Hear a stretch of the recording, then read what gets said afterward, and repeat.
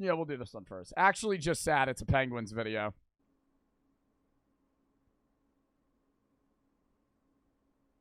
Do you think the video was frozen? I bet you did, you gullible idiot. Your weakness offends me. Me blowing a raspberry right there may have even startled you, and if that's the case, you absolutely make me sick, you fool. Let this be an important lesson to you. Don't trust anything. Not even yourself. Your eyes told you one thing, but the truth was very different. They played a trick on you, those lying. So stay alert. Stay vigilant. Stay safe. But anyway, the video might not be frozen, but I certainly was frozen in disbelief at the picture I looked at earlier today, and that disbelief soon turned to disgust as I cannonballed into a never-ending rabbit hole of degeneracy. And I thought it was interesting, so I figured, let's talk about it. So Ruby Rose is a very popular individual right now, and she posted this on Twitter today.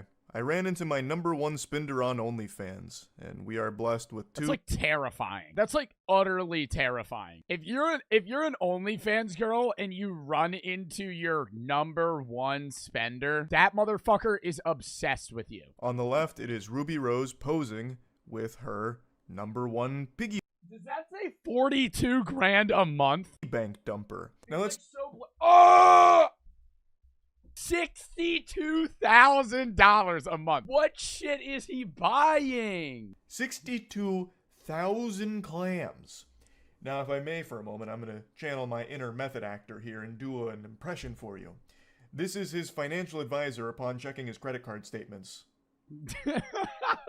Oh my god. Yo, imagine actually talking to your financial advisor and they're like, dude, you've spent like 100 grand on OnlyFans last month. And he's like, yeah. Thank you very much. I'm the next Jim Carrey. What can I say? 62,000 doubloons he has spent in presumably 1 month on her OnlyFans, I think. I think that's how it works. I don't know if you can spend money on someone's OnlyFans without also being subscribed. So I think he is speed running bankruptcy through OnlyFans purchases. No way he accidentally ran into her. Can I say that? What are the odds? Man's making George Santos look like a small fry. This is wildness. Now let's go back to just the tweet itself. I ran into my #1 spender on OnlyFans, Miss Rose. Dude, like where are they? It looks like they're at a hair salon. Am I wrong? Like that, not that chair. No, dude, I can't tell. One spender on OnlyFans, Miss Rose.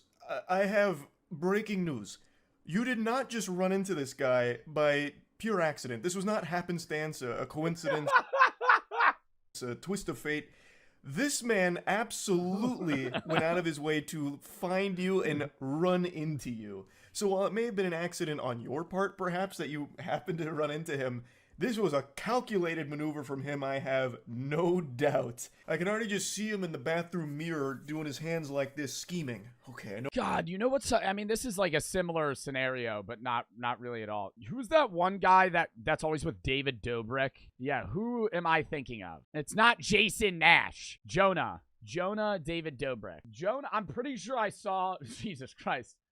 When you Google him. Do y'all know who this is? The guy that's always with David Dobrik, or used to be always with David Dobrik. I think it was on a podcast. It might have been him. I think it was him. I think it was on a podcast, and he said that he told David, like 6 years after they were like filming videos together, that he planned their interaction. Like he knew he was gonna be somewhere and went, and in his mind was like, I'm gonna be so entertaining to David that he's gonna film me, and when he films me, I'm gonna be in his videos. And then it worked. I'll introduce myself. And then, at the end of the day, dude spends 62 grand and doesn't even get a hug in the picture.